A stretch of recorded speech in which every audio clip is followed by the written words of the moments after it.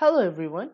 In this video, we will learn how to rename a folder. So what is a folder?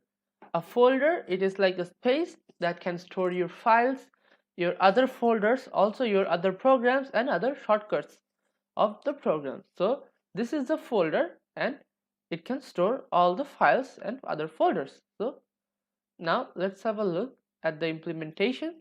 So this is how we are going to implement this video. Now let's get started.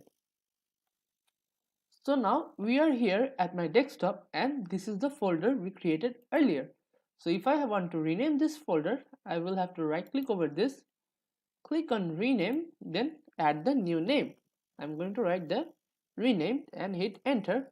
So now the name of this folder is renamed. See, the name of this folder is now renamed. It's called rename.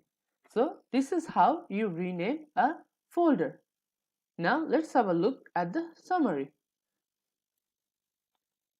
So in this video, we have covered how to rename a folder in Windows. Now thank you for watching.